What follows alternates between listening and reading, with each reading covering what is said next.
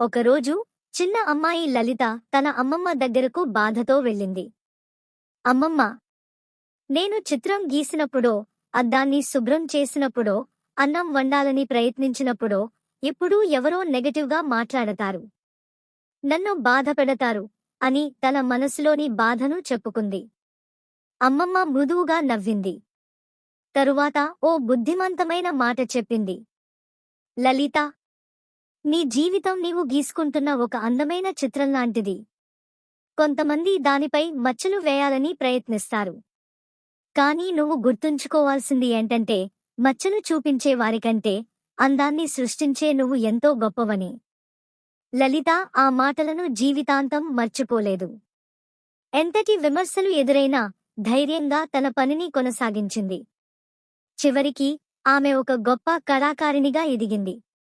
Please subscribe my channel.